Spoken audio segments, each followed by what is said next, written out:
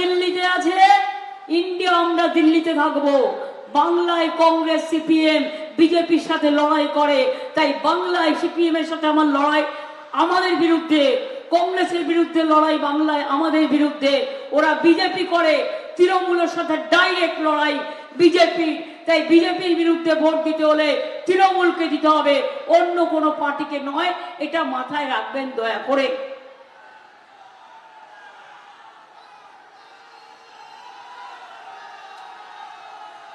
বলুন তো ভাই বোনেরা আমার, চকচকা ইন্ডাস্ট্রিয়াল পার্ক কে করে দিয়েছে? বলুন।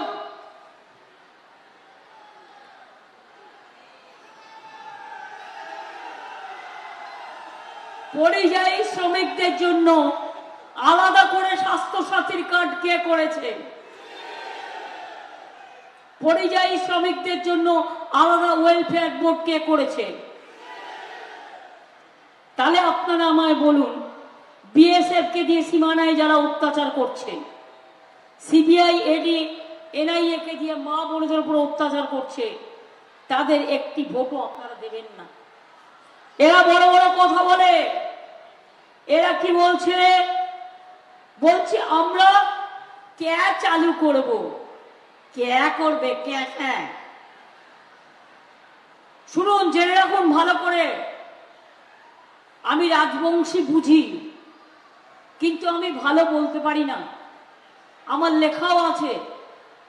মাছ বোঝেন? মাছ, फिश फिश, माछ बोझल माछ, जिसको मछली कहते हैं, माछ माछ, মাছের মাথাটা হচ্ছে ক্যা, আর মাছের লেজুটা হচ্ছে এনআরসি, আর মাছের পেটিটা মধ্যখানটা হচ্ছে ইউনিফর্ম সিভিল কোড।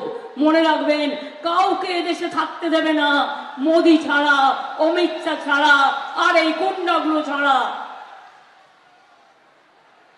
সব লোককে দেশ থেকে তাড়িয়ে দেবে। আরে আমরা আছি বলে বাঘের বাচ্চার মতো লড়াই করি।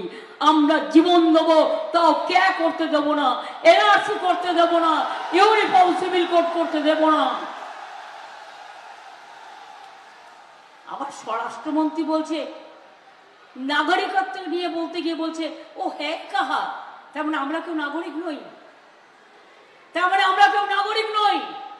তুমি বাইরে থেকে এসে তুমি নাগরিক, আর আমি বাংলায় বাস করে, আমি জন্মগ্রহণ করে, আমাদের ছেলে মেয়েরা শিক্ষা করে, আমাদের ছেলে মেয়েরা ভোট দিয়ে, আমাদের ছেলে মেয়েরা চাকরি বাকরি করে, আমাদের ছেলেরা ধান উৎপাদন করে, আমাদের ছেলে মেয়েরা সব কাজ করে, তুমি বলছো ক্যা নেই হোনে সে ও ক্যা হ্যাঁ, আমরা নাকি কেউ নাগরিক নই। আমি বলি তুমি আগে নাগরিক হও, আগেও দেশে আচ্ছা সিটিজেন হও, তারপরে আমাদের নাগরিকত্ব কোশ্চেন তুলবে। আমরা সবাই নাগরিক, এটা মাথায় রাখবেন। কারো গায়ে হাত দিতে দেবো না।